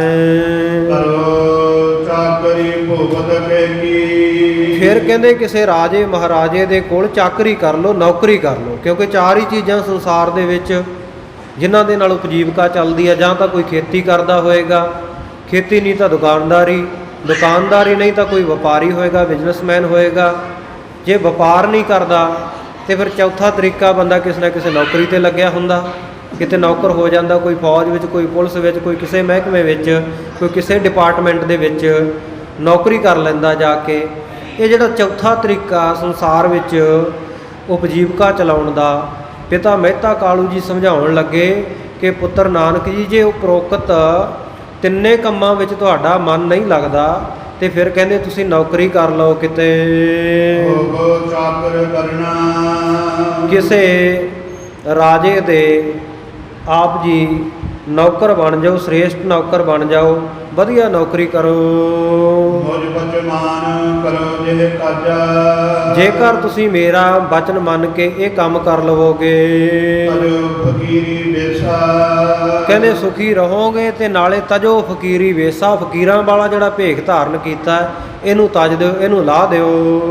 ਸੁਨ ਕਰ ਚਤਰਦ ਪਦ ਕੋ ਬਦਤੰ। ਸੁਣ ਕੇ ਸਤਿਗੁਰੂ ਸੱਚੇ ਪਾਤਸ਼ਾਹ ਜੀ ਨੇ ਸ਼ਬਦ ਦਾ ਚੌਥਾ ਪਦਾ ਉਚਾਰਿਆ। ਸ੍ਰੀ ਨਾਨਕ ਜਗਤੀਸ਼ਾ। ਸ਼ੋਭਾ ਵਾਲੇ ਸਤਿਗੁਰੂ ਨਾਨਕ ਦੇਵ ਮਹਾਰਾਜ ਜਿਹੜੇ ਜਗਤ ਦੇ ਮਾਲਕ ਹਨ, ਉਚਾਰਦੇ ਹਨ।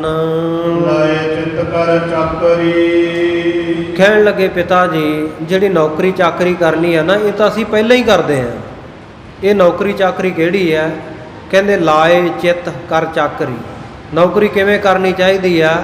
ਸਤਿਗੁਰੂ ਨੇ ਦੁਨਿਆਵੀ ਉਪਦੇਸ਼ ਵੀ ਦਿੱਤਾ ਹੈ ਵੀ ਜਿੱਥੇ ਤੁਸੀਂ ਨੌਕਰ ਹੋਵੋ ਨਾ, ਉੱਥੇ ਆਪਣੇ ਬੌਸ ਦੇ ਹੁਕਮ ਵਿੱਚ, ਮਾਲਕ ਦੇ ਹੁਕਮ ਦੇ ਵਿੱਚ ਚਿੱਤ ਲਾ ਕੇ ਨੌਕਰੀ ਕਰੋ।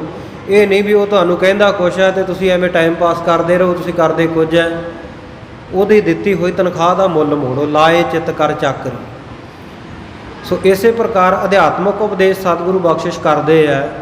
ਕਹਿੰਦੇ ਲਾਏ ਚਿੱਤ ਕਰ ਚਾਕਰੀ, ਜਿਹੜੀ ਨੌਕਰੀ ਹੈ ਉਹ ਕਹਿੰਦੇ ਅਸੀਂ ਚਿੱਤ ਲਾ ਕੇ। ਨੌਕਰੀ ਤੇ ਚਾਕਰੀ ਇਹਦੇ ਵਿੱਚ ਫਰਕ ਹੈ। ਨੌਕਰੀ ਹੁੰਦੀ ਹੈ ਸਾਧ ਸੰਗਤ ਜੀ ਸਿਰਫ ਪੇਟ ਪਾਲਣ ਵਾਸਤੇ, ਤਨਖਾਹ ਲੈਣ ਵਾਸਤੇ, ਖਾਣਾ ਪੂਰਤੀ ਕਰਨੀ, ਵੀ ਆਹ ਕੰਮ ਕਰਨਾ ਹੀ ਪੈਣਾ। ਤੇ ਚਾਕਰੀ ਹੁੰਦੀ ਹੈ ਜਿਹੜੀ ਚਾਅ ਕਰੀ, ਚਾਅ ਦੇ ਨਾਲ ਕੀਤੀ ਜਾਵੇ, ਮਨ ਦੇ ਵਿੱਚੋਂ ਪ੍ਰੇਮ ਭਾਵਨਾ ਨਾਲ ਕੀਤੀ ਜਾਵੇ, ਉਹਨੂੰ ਚਾਕਰੀ ਕਿਹਾ ਜਾਂਦਾ। ਹੋਵੋ ਚਾਕਰ ਸਾਚੇ ਕੇਰੇ, ਜਿਵੇਂ ਗੁਰਬਾਣੀ ਵਿੱਚ ਆਉਂਦਾ ਹੈ, ਹਮ ਚਾਕਰ ਗੋਬਿੰਦ ਕੇ ਠਾਕੁਰ ਮੇਰਾ ਭਾਰਾ। ਜਿਹੜੀ ਚਾਅ ਦੇ ਨਾਲ ਸਤਿਗੁਰੂ ਪਾਤਸ਼ਾਹ ਕਹਿੰਦੇ ਅਸੀਂ ਤਾਂ ਵਾਹਿਗੁਰੂ ਪਰਮਾਤਮਾ ਦੇ ਨਾਲ ਜਿਹੜਾ ਚਿੱਤ ਲਾਇਆ ਨਾ, ਉਹਦਾ ਨਾਮ ਜਪਣ ਵਿੱਚ ਮਨ ਲਾਇਆ ਹੋਇਆ, ਇਹ ਚਾਕਰੀ ਕਰ ਰਹੇ ਹਾਂ। ਮਨ ਨਾਮ ਕਰ ਕਾਮਾ। ਵਾਹਿਗੁਰੂ ਦੇ ਨਾਮ ਨੂੰ ਜਪਣ ਕਰਕੇ, ਵਾਹਿਗੁਰੂ ਦੇ ਨਾਮ ਨੂੰ ਮੰਨਣ ਕਰਕੇ ਇਹ ਕਹਿੰਦੇ ਅਸੀਂ ਕੰਮਕਾਰ ਕਰ ਰਹੇ ਹਾਂ। ਬਨ ਵਧੀਆ ਕਰ ਧਾਵਣੀ। ਜਿਵੇਂ ਇੱਕ ਫੌਜੀ ਨੌਕਰੀ ਕਰਦਾ ਹੈ ਤੇ ਸਾਧ ਸੰਗਤ ਜੀ ਕੋਈ ਪਰਤ ਪੱਖੀ, ਕੋਈ ਦੇਸ਼ ਦਾ ਵਿਰੋਧੀ ਉਹਨਾਂ ਨੂੰ ਮਿਲ ਜਾਵੇ ਤੇ ਉਹ ਫਿਰ ਬੰਨ੍ਹ ਕੇ ਲੈ ਆਉਂਦੇ ਆ ਨਾ, ਉਹਨੂੰ ਗ੍ਰਿਫਤਾਰ ਕਰਕੇ ਲੈ ਆਉਂਦੇ ਆ। ਇਸੇ ਤਰ੍ਹਾਂ ਸਤਿਗੁਰੂ ਸੱਚੇ ਪਾਤਸ਼ਾਹ ਕਹਿੰਦੇ ਸਾਡੀ ਚਾਕਰੀ, ਸਾਡੀ ਨੌਕਰੀ ਦੇ ਵਿੱਚ ਵੀ ਅਸੀਂ ਬੰਨ੍ਹ ਕੇ ਲੈ ਆਉਂਦੇ ਹਾਂ ਦੁਸ਼ਮਣ ਨੂੰ। ਉਹ ਦੁਸ਼ਮਣ ਕੌਣ ਹੈ? ਬੰਨ ਬਦੀਆ ਕਰ ਧਾਵਣੀ। ਅਸੀਂ ਧਾਵਾ ਕਰਕੇ, ਹਮਲਾ ਕਰਕੇ ਬਦੀਆਂ ਨੂੰ, ਭੈੜੇ ਕੰਮਾਂ ਨੂੰ ਬੰਨ੍ਹ ਲਿਆ ਹੈ। ਤਾਕੋ ਆਖੈ ਧਨ। ਤੇ ਜਿਹੜਾ ਕੋਈ ਫੌਜੀ, ਕੋਈ ਅਫਸਰ ਦੁਸ਼ਮਣਾਂ ਨੂੰ ਬੰਨ੍ਹ ਕੇ ਲੈ ਆਵੇ, ਦੇਸ਼ ਦਾ ਨਾਮ ਰੌਸ਼ਨ ਕਰ ਦੇਵੇ, ਉਹਨੂੰ ਸਾਰੇ ਧੰਨ ਧੰਨ ਕਹਿੰਦੇ ਆ ਨਾ, ਵੀ ਫਲਾਣਾ ਅਫਸਰ ਬੜਾ ਧੰਨਤਾ ਦੇ ਯੋਗ ਹੈ। ਉਹਨਾਂ ਨੂੰ ਫਿਰ ਵੱਡੇ ਵੱਡੇ ਮਾਨ ਸਨਮਾਨ, ਫੀਤੀਆਂ ਲੱਗਦੀਆਂ। ਇਸ ਪ੍ਰਕਾਰ ਕਹਿੰਦੇ ਜਿਹਨੇ ਬਦੀਆਂ ਨੂੰ ਬੰਨ੍ਹ ਲਿਆ, ਮਾੜੇ ਕੰਮਾਂ ਤੋਂ ਮਨ ਨੂੰ ਰੋਕ ਲਿਆ, ਸ਼ੁਭ ਕੰਮਾਂ ਦੇ ਵਿੱਚ ਲਾ ਲਿਆ, ਸੋ ਕਹਿੰਦੇ ਉਹਨੂੰ ਵੀ ਸਾਰੀ ਦੁਨੀਆ ਦੇ ਲੋਕ ਫਿਰ ਧੰਨ ਕਹਿੰਦੇ ਹਨ। ਧੰਨ ਧੰਨ ਧੰਨ ਜਨ ਆਇਆ, ਜਿਸ ਪ੍ਰਸਾਦ ਸਭ ਜਗਤ ਤਰਾਇਆ। ਜਨ ਆਵਨ ਕਾ ਇਹ ਸੁਆਓ, ਜਨ ਕੈ ਸੰਗ ਚਿੱਤ ਆਵੈ ਨਾ। ਸੋ ਉਹਨਾਂ ਦੀ ਧੰਨ ਧੰਨ ਦੁਨੀਆ ਦੇ ਵਿੱਚ ਹੋ ਜਾਂਦੀ ਹੈ। ਨਾਨਕ ਵੇਖੈ ਨਦਰ ਕਰ। ਸਤਿਗੁਰੂ ਨਾਨਕ ਦੇਵ ਮਹਾਰਾਜ ਸੱਚੇ ਪਾਤਸ਼ਾਹ ਉਚਾਰਨ ਕਰਦੇ ਆ ਕਿ ਜਦੋਂ ਉਹ ਵਾਹਿਗੁਰੂ ਇਸ ਪ੍ਰਕਾਰ ਦੀ ਨੌਕਰੀ ਕਰਦਿਆਂ ਨੂੰ ਨਦਰ ਕਰਕੇ ਦੇਖ ਲਵੇ, ਕਿਉਂਕਿ ਨਦਰ ਦੇ ਵਿੱਚ ਹੀ ਸਭ ਕੁਝ ਹੈ ਨਾ। ਵਾਹਿਗੁਰੂ ਦੀ ਨਦਰ ਹੋ ਜੇ ਤੇ ਲੱਖਾਂ ਖੁਸ਼ੀਆਂ ਪਾਤਸ਼ਾਹੀਆਂ, ਤੇ ਜੇ ਨਦਰ ਉਹਦੀ ਪੁੱਠੀ ਹੋ ਜਾਵੇ, ਸਵੱਲੀ ਨਾ ਰਹੇ, ਤੇ ਫਿਰ ਸਾਧ ਸੰਗਤ ਦੀ ਦੁੱਖ ਹੀ ਦੁੱਖ ਹੈ। ਗੁਰਬਾਣੀ ਵਿੱਚ ਆਪਾਂ ਵਚਨ ਪੜ੍ਹਦੇ ਹਾਂ, ਸ਼ਬਦ ਪੜ੍ਹਦੇ ਹਾਂ, ਲੱਖ ਖੁਸ਼ੀਆਂ ਪਾਤਸ਼ਾਹੀਆਂ ਜੇ ਸਤਿਗੁਰ ਨਦਰ ਕਰੇ। ਜੇਕਰ ਸਤਿਗੁਰੂ ਜੀ ਨਦਰ ਕਰ ਦੇਵੇ, ਮਿਹਰ ਦੀ ਨਿਗਾਹ ਕਰ ਦੇਵੇ, ਨਾਨਕ ਨਦਰੀ ਨਦਰ ਨਿਹਾਲ, ਫਿਰ ਲੱਖਾਂ ਖੁਸ਼ੀਆਂ ਪਾਤਸ਼ਾਹੀਆਂ ਖਜ਼ਾਨੇ ਪ੍ਰਾਪਤ ਹੋ ਜਾਂਦੇ ਆ।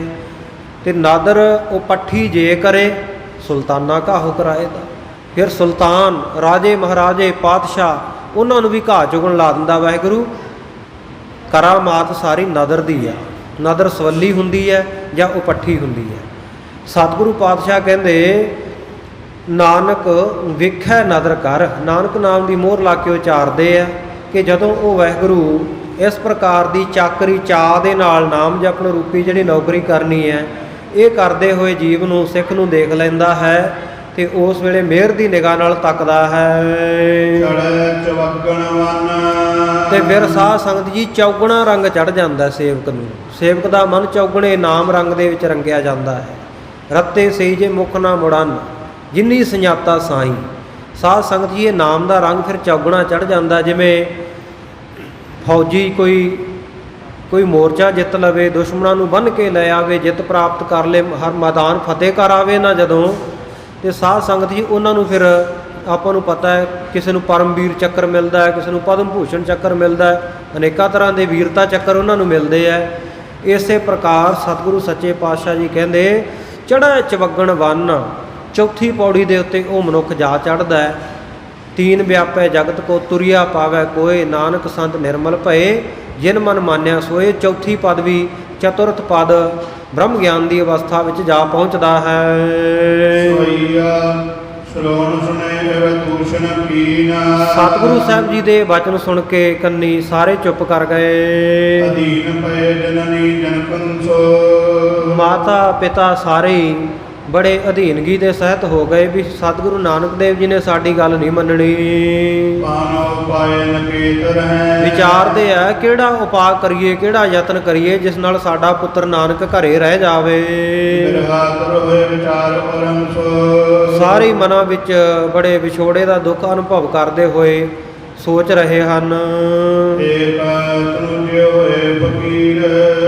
ਇੱਕੋ ਇੱਕ ਸਾਡਾ ਪੁੱਤਰ ਹੈ, ਉਹੀ ਫਕੀਰ ਸਾਧ ਹੋ ਗਿਆ ਹੈ। ਵਿਦੇਸ਼ ਗਵੇ ਕਿਵ ਕੀਰ ਧਰਮ ਸੋ। ਇਹ ਵੀ ਵਿਦੇਸ਼ ਚਲਿਆ ਜਾਵੇਗਾ, ਘਰ ਤੋਂ ਬਾਹਰ ਨਿਕਲ ਜਾਵੇਗਾ, ਕਿਵੇਂ ਧੀਰ ਜਾਵੇ ਮਨ ਨੂੰ। ਆਦਿ ਕੋ ਨ ਭੇਦ ਪਛਾਨੈ। ਕਿਉਂਕਿ ਸਾਰੇ ਜਿੰਨੇ ਪਰਿਵਾਰਕ ਮੈਂਬਰ ਆ ਨਾ, ਸਤਿਗੁਰੂ ਜੀ ਦਾ ਭੇਦ ਨਹੀਂ ਪਛਾਣ ਰਹੇ ਵੀ ਅਕਾਲ ਪੁਰਖ ਵਾਹਿਗੁਰੂ ਸਰੂਪ ਹਨ। ਸਾਰੇ ਪੁੱਤਰ ਰੂਪ ਕਰਕੇ ਜਾਣਦੇ ਹਨ। ਜਾਣੈ ਮਾਨਵ ਆਨ ਸਮੰਜੋ ਸੋ। ਜਿਵੇਂ ਕੋਈ ਹੋਰ ਦੁਨੀਆ ਦੇ ਮਨੁੱਖ ਹੈ, ਉਹਨਾਂ ਦੇ ਵਾਂਗ ਹੀ ਸਤਿਗੁਰੂ ਨਾਨਕ ਦੇਵ ਜੀ ਨੂੰ ਜਾਣ ਰਹੇ ਹਨ। ਰਾਏ ਕੈ ਫਰਮਾਇਸ਼ ਕੀ। ਉਸ ਵੇਲੇ ਰਾਏ ਬੁਲਾਰ ਕਹਿਣ ਲੱਗਾ, ਮਹਾਰਾਜ ਸੱਚੇ ਪਾਤਸ਼ਾਹ ਜੀ ਆਪ ਜੀ ਹੁਕਮ ਕਰੋ। ਨਿਜ ਆਇਸ ਦੇਵ ਉਜੋਰ ਹੋਈ। ਮਹਾਰਾਜ ਕਿਸੇ ਵੀ ਚੀਜ਼ ਦੀ ਇੱਛਾ ਹੈ, ਫਰਮਾਇਸ਼ ਹੈ, ਜੋ ਵੀ ਤੁਹਾਡੇ ਮਨ ਵਿੱਚ ਹੈ, ਆਪ ਜੀ ਮੈਨੂੰ ਆਗਿਆ ਦਿਓ, ਹੁਕਮ ਕਰੋ। ਮੋਹ ਕਰਤੇ ਤੁਮ ਸੇਵ ਬਨੈ। ਮਹਾਰਾਜ ਸੱਚੇ ਪਾਤਸ਼ਾਹ ਮੇਰੇ ਹੱਥਾਂ ਦੇ ਨਾਲ ਤੁਹਾਡੀ ਸੇਵਾ ਕਰਨੀ ਬਣ ਆਵੇ। ਸਬਲਾ ਸ਼ੁਭ ਬਾਸਰ ਜਾਨੋ ਸੋਈ। ਉਸ ਦਿਨ ਨੂੰ, ਉਸ ਘੜੀ ਨੂੰ, ਉਸ ਸਮੇਂ ਨੂੰ ਮਹਾਰਾਜ ਮੈਂ ਸਫਲਾ ਜਾਣਾਂਗਾ। ਲਿਓ ਪਦਾਰਥ ਤਾਉ ਕਿਰਤਾਰਥ। ਮਹਾਰਾਜ ਆਪ ਜੀ ਮੇਰੇ ਘਰ ਤੋਂ ਜੇ ਕੋਈ ਪਦਾਰਥ ਲੈ ਲਓਗੇ ਤੇ ਮੈਂ ਕ੍ਰਿਤ ਹੋ ਜਾਵਾਂਗਾ, ਨਿਹਾਲ ਹੋ ਜਾਵਾਂਗਾ। ਹੋਏ ਸਵਾਰਥ ਲੋਕ ਨ ਦੋਈ। ਮੇਰੇ ਲੋਕ ਅਤੇ ਪਰਲੋਕ ਦੋਵੇਂ ਸਵਰ ਜਾਣਗੇ। ਸ੍ਰੀ ਗੁਰੂ ਜਉ ਸੁਨ ਕੇ ਤੇ ਇਉਂ ਰਾਏ ਬੁਲਾਰ ਤੋਂ ਸੁਣ ਕੇ ਸਤਿਗੁਰੂ ਨਾਨਕ ਦੇਵ ਜੀ ਕੈ ਬਾਣੀ ਲੈ ਰਾਗ ਕੇ ਸੰਗ ਕਰੋ ਭਗੋਈ। ਸਤਿਗੁਰੂ ਜੀ ਵਿਰਾਗ ਦੇ ਸਹਿਤ ਵਚਨ ਉਚਾਰਨ ਕਰਦੇ ਹਨ। ਸ੍ਰੀ ਕਰਤਾਰ ਪਦਾਰ ਮਹਾ। ਕਹਿਣ ਲੱਗੇ ਰਾਏ ਬੁਲਾਰ ਸਾਹਿਬ, ਅਕਾਲ ਪੁਰਖ ਵਾਹਿਗੁਰੂ ਜਿਹੜਾ ਕਰਤਾ ਹੈ ਦੁਨੀਆ ਦਾ, ਉਹ ਬਹੁਤ ਉਦਾਰ ਸਖਾਦਾਨੀ ਹੈ। ਤੇ ਉਪਰ ਹੈ ਫਰਮਾਇਸ਼ ਮੇਰੀ। ਸਾਡੀ ਜਿਹੜੀ ਫਰਮਾਇਸ਼ ਹੈ, ਸਾਡੀ ਮੰਗ ਹੈ, ਸਾਡੀ ਤਾਂ ਮੰਗ ਉਹ ਵਾਹਿਗੁਰੂ ਕੋਲ ਹੀ ਹੈ। ਭਾਰਤ ਜੋ ਜਲ ਮੈਂ ਥਲ ਮੈਂ। ਜਿਹੜਾ ਜਲਾਂ ਦੇ ਵਿੱਚ, ਥਲਾਂ ਦੇ ਵਿੱਚ ਸਭ ਦੀ ਪ੍ਰਤਪਾਲਨਾ ਕਰਦਾ ਹੈ। ਸੋ ਚਰਾਚਰ ਕੋ ਸਭ ਕਾਲ ਦੇਰੀ। ਬਿਨਾਂ ਕਿਸੇ ਦੇਰੀ ਤੋਂ ਚੱਲ ਅਤੇ ਅਚਲ ਜਿੰਨੇ ਜੀਵ ਹੈ, ਜਿਹੜੇ ਨਹੀਂ ਚੱਲ ਸਕਦੇ, ਦਰਖਤ ਪਹਾੜ ਆਦਿਕ, ਅਤੇ ਇਸੇ ਤਰ੍ਹਾਂ ਜਿਹੜੇ ਚੱਲਣ ਵਾਲੇ ਆ, ਤੁਰ ਕੇ ਇੱਕ ਥਾਂ ਤੋਂ ਦੂਜੀ ਥਾਂ ਤੇ ਜਾ ਸਕਦੇ ਹਨ, ਉਹ ਸਾਰਿਆਂ ਨੂੰ ਬਿਨਾਂ ਦੇਰੀ ਰਿਜ਼ਕ ਦਿੰਦਾ ਹੈ। ਜੇ ਪਦਾਰਥ ਨਾਹੀ ਰਹਿ ਥਿਰ। ਬਾਕੀ ਜਿਹੜੇ ਆ ਦੁਨੀਆ ਦੇ ਪਦਾਰਥ ਹੈ, ਸਦਾ ਸਥਿਰ ਰਹਿਣ ਵਾਲੇ ਨਹੀਂ ਹਨ। ਹੋਤ ਬਿਨਾਸ਼ ਨ ਲਾਵੈ ਦੇਰੀ। ਇਹਨਾਂ ਦਾ ਵਿਨਾਸ਼ ਹੁੰਦਿਆਂ ਦੇਰੀ ਨਹੀਂ ਲੱਗਦੀ। ਸ਼ੋਰ ਗਏ ਦਿਸ ਚਾਰਜ ਜੇ ਕਰ। ਜਿਨ੍ਹਾਂ ਪਦਾਰਥਾਂ ਨੂੰ ਜਿਹੜੇ ਸਾਧ ਸੰਗਤ ਜੀ ਵੱਡੇ ਵੱਡੇ ਲੋਕ ਹੈ, ਉਹ ਛੱਡ ਗਏ ਹਨ। ਸੰਗ ਕਿਸੈ ਨ ਜਾਵ ਤੇਰੀ। ਸੋ ਵੱਡੇ ਵੱਡੇ ਰਾਜੇ ਜਿੱਤ ਕੇ ਜਿਨ੍ਹਾਂ ਪਦਾਰਥਾਂ ਨੂੰ ਛੱਡ ਗਏ ਆ, ਇਹ ਕਿਸੇ ਦੇ ਨਾਲ ਜਾਣ ਵਾਲੇ ਨਹੀਂ। ਜੀਤ ਦਸ ਦਿਸ ਦੁਰਤ ਲਈ। ਜਿਨ੍ਹਾਂ ਨੇ ਦਸੇ ਦਿਸ਼ਾਵਾਂ ਨੂੰ ਤੁਰੰਤ ਹੀ ਜਿੱਤ ਲਿਆ ਹੈ। ਜਿਨ ਭੂਪਨਾ ਤੇਰੇ ਸੇਵ ਕਰਾਈ। ਆਮ ਬੰਦੇ ਤਾਂ ਜਿਨ੍ਹਾਂ ਦੀ ਸੇਵਾ ਕਰਦੇ ਸੀ, ਰਾਜੇ ਮਹਾਰਾਜੇ ਵੀ ਜਿਨ੍ਹਾਂ ਦੇ ਸੇਵਕ ਸਨ, ਚੱਕਰਵਰਤੀ ਸਮਰਾਟਾਂ ਦੇ। ਪੁੰਜ ਕੀਏ ਤਨ ਹੈ ਵਰ ਕੈਵਰ। ਸੋ ਜਿਨ੍ਹਾਂ ਦੇ ਕੋਲ ਬਹੁਤ ਸਾਰਾ ਧਨ ਸੀ, ਵਰ ਹੈ, ਜਿਹੜੇ ਸ੍ਰੇਸ਼ਟ ਘੋੜੇ ਸਨ, ਸ੍ਰੇਸ਼ਟ ਹਾਥੀ ਆਦਿਕ ਸਨ ਜਿਨ੍ਹਾਂ ਕੋਲ। ਯੋਰ ਜਮੂਤ ਤਰੰਗ ਬਿਠਾਈ ਬਣਾਈ। ਜਿਨ੍ਹਾਂ ਨੇ 4 ਪ੍ਰਕਾਰ ਦੀ ਜਿਹੜੀ ਸੈਨਾ ਆਪਣੀ ਫੌਜ ਬਣਾਈ ਹੋਈ ਸੀ, ਤਿਆਰ ਕੀਤੀ ਹੋਈ ਸੀ। ਪੁਰਾਤਨ ਸਮਿਆਂ ਵਿੱਚ ਰਥਾਂ ਤੇ, ਹਾਥੀਆਂ ਤੇ, ਘੋੜਿਆਂ ਤੇ ਅਤੇ ਪੈਦਲ, ਇਹ ਚਤੁਰੰਗੀ ਸੈਨਾ ਹੁੰਦੀ ਸੀ 4 ਪ੍ਰਕਾਰ ਦੀ। ਅੱਜ ਦੇ ਸਮੇਂ ਵਿੱਚ ਵੀ 4 ਪ੍ਰਕਾਰ ਦੀ ਸੈਨਾ ਹੀ ਹੈ। ਫੌਜ ਦਾ ਜਿਹੜਾ ਸਾਧ ਸੰਗਤ ਜੀ ਸ਼੍ਰੇਣੀਕਰਮ ਕੀਤਾ, ਵੰਡ ਕੀਤੀ ਗਈ ਹੈ 4 ਹਿੱਸਿਆਂ ਵਿੱਚ ਹੀ ਹੈ। ਇੱਕ ਜਲ ਸੈਨਾ ਹੈ, ਆਰਮੀ ਜਿਹੜੀ। ਇੱਕ ਸਾਧ ਸੰਗਤ ਜੀ ਜਲ ਦੇ ਵਿੱਚ ਰਹਿਣ ਵਾਲੀ ਨੇਵੀ ਹੈ। ਇੱਕ ਸਾਧ ਸੰਗਤ ਜੀ ਏਅਰ ਫੋਰਸ ਹੈ, ਆਕਾਸ਼ੀ ਸੈਨਾ ਜਿਹੜੀ ਹੈ। ਅਤੇ ਇਸੇ ਪ੍ਰਕਾਰ ਇੱਕ ਇਨਫੈਂਟਰੀ ਹੈ ਜਿਹੜੀ ਪੈਦਲ ਚੱਲਣ ਵਾਲੀ, 4 ਪ੍ਰਕਾਰ ਦੀ। ਥਲਾਂ 'ਤੇ ਜਿਹੜੀ ਆਰਮੀ ਹੈ, ਜਲਾਂ ਦੇ ਵਿੱਚ ਨੇਵੀ ਹੈ, ਏਅਰ ਫੋਰਸ ਆਕਾਸ਼ ਦੇ ਵਿੱਚ, ਅਤੇ ਇਨਫੈਂਟਰੀ ਜਿਹੜੀ ਪੈਦਲ ਚੱਲਣ ਵਾਲੀ। 4 ਪ੍ਰਕਾਰ ਦੀ ਸੈਨਾ ਅੱਜ ਹੈ, ਅਤੇ 4 ਪ੍ਰਕਾਰ ਦੀ ਸੈਨਾ ਜਿਹੜੀ ਪਿਛਲੇ ਜ਼ਮਾਨਿਆਂ ਵਿੱਚ ਹੁੰਦੀ ਸੀ। ਜਾਨ ਸਮੈ ਕਰ ਕਾਇ ਨ ਜਾਣਤ। ਜਿਹੜੇ ਸਾਧ ਸੰਗਤ ਜੀ ਆਪਣੇ ਸਮਿਆਂ ਦੇ ਵਿੱਚ ਕਿਸੇ ਨੂੰ ਕੁਝ ਵੀ ਨਹੀਂ ਸੀ ਜਾਣਦੇ। ਅੰਤ ਸਮੈ ਪਗ ਨੰਗ ਸਿਧਾਈ। ਜਦੋਂ ਅੰਤਮ ਸਮਾਂ ਆਇਆ ਨਾ ਉਹਨਾਂ ਰਾਜਿਆਂ ਮਹਾਰਾਜਿਆਂ ਦਾ, ਤੇ ਉਹ ਨੰਗੇ ਪੈਰੀ ਇਸ ਸੰਸਾਰ ਤੋਂ ਗਏ। ਅੰਤ ਕੋ ਨਾਂਗੇ ਹੀ ਪਾਏ ਪਧਾਰੇ। 10ਵੇਂ ਪਾਤਸ਼ਾਹ ਨੇ 10ਵੇਂ ਗ੍ਰੰਥ ਸਾਹਿਬ ਦੇ ਵਿੱਚ ਸੋਈਆਂ ਦੇ ਵਿੱਚ ਇਹ ਬਚਨ ਕੀਤੇ ਹਨ। ਜੋ ਕਦ ਸਾਧੂ ਸਮਾਜ ਹੋਤੋ ਸਭ। ਜੋ ਉਹਨਾਂ ਦਾ ਕੋਈ ਸਾਜੋ ਸਮਾਨ ਪਦਾਰਥ ਤੇ ਇਸੇ ਪ੍ਰਕਾਰ ਸੈਨਾ ਫੌਜ ਇਤਿਆਦਿਕ ਸਭ ਕੁਝ ਹੁੰਦਾ ਸੀ।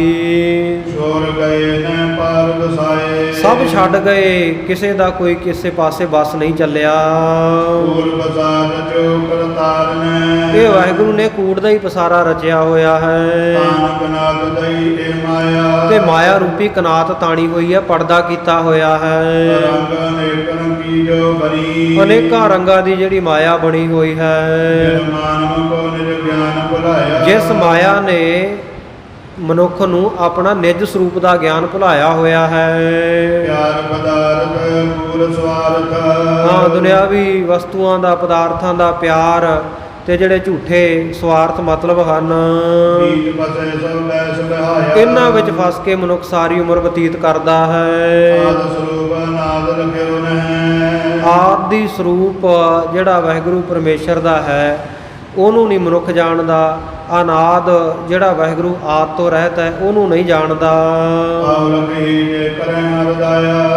ਉਹ ਵਾਹਿਗੁਰੂ ਨੂੰ ਜਾਣਿਆ ਤਾਂ ਜਾ ਸਕਦਾ ਹੈ, ਆਪਣੇ ਨਿਜ ਸਰੂਪ ਨੂੰ ਤਾਂ ਜਾਣਿਆ ਜਾ ਸਕਦਾ ਹੈ ਜੇਕਰ ਵਾਹਿਗੁਰੂ ਪਰਮੇਸ਼ਰ ਆਪ ਆਪਣੀ ਕਿਰਪਾ ਕਰੇ। ਸੋ ਇਸ ਪ੍ਰਕਾਰ ਸਤਿਗੁਰੂ ਸੱਚੇ ਪਾਤਸ਼ਾਹ ਜੀ ਰਾਏ ਬੁਲਾਰ ਸਾਹਿਬ ਨੂੰ ਜਿਵੇਂ ਹੋਰ ਸ਼ੁਭ ਉਪਦੇਸ਼ ਅੱਗੇ ਬਖਸ਼ਿਸ਼ ਕਰਨਗੇ, ਇਹ ਆਪਾਂ ਕੱਲ੍ਹ ਦੇ ਦੀਵਾਨ ਵਿੱਚ ਰਲ ਮਿਲ ਕੇ ਸਤਿਗੁਰੂ ਸਾਹਿਬ ਜੀ ਦੀ ਸੋਹਣੀ ਸੁੰਦਰ ਕਥਾ ਵਿਚਾਰ ਲਵਾਂਗੇ। ਸਮਾਪਤੀ ਦਾ ਸਮਾਂ ਨੇੜੇ ਹੀ ਹੈ। ਆਓ ਆਪਾਂ ਹੁਣ ਬੜੇ ਪਿਆਰ ਦੇ ਨਾਲ ਅੰਤਲੀਆਂ ਤੁਕਾਂ ਪੜ੍ਹ ਕੇ ਇਹ ਸਮਾਪਤੀ ਦੇ ਵਿੱਚ ਸ਼ਾਮਲ ਹੋਈਏ। ਕਥਾ ਵਿਚਾਰਾਂ ਦੌਰਾਨ ਹੋਈਆਂ ਬੇਅੰਤ ਭੁੱਲਾਂ ਦੀ ਆਪ ਸਮੂਹ ਸੰਗਤਾਂ ਨੇ ਖਿਮਾ ਬਖਸ਼ਣੀ। ਗਰੀਬ ਨਵਾਜ਼ ਸੱਚੇ ਪਾਤਸ਼ਾਹ ਕਿਰਪਾ ਕਰਕੇ ਸੇਵਾ ਅਤੇ ਸਿਮਰਨ ਬਖਸ਼ਣ। ਦੇਹੋ ਸੱਜਣਾ ਸੀਸੜੀਆਂ ਜਿਉ ਹੋਵੈ ਸਾਹਿਬ ਸਿਉ ਮੇਲ। ਪਿਆਰ ਪਦਾਰਥ ਪੂਰ ਸਵਾਰਥ। ਬੀਜ ਫਸੇ ਸਭ ਬੈਸ ਬਿਹਾਇਆ। ਆਦ ਸਰੂਪ ਅਨਾਦ ਲਖਿਓ ਨਹਿ। ਤਉ ਲਖਹੀ ਦੇਖ ਕਰੈ ਹਰ ਦਾਇਆ। हे गोविंद हे गोपाल हे दयाल नाथ। प्राणनाथ नाथ सके दीन दर्द निवार। हे समर्थ आगम पूरन मोहे मया तार। अंधकूप महापयान नानक पार उतार। वाहिगुरु जी का खालसा वाहिगुरु जी की फतेह।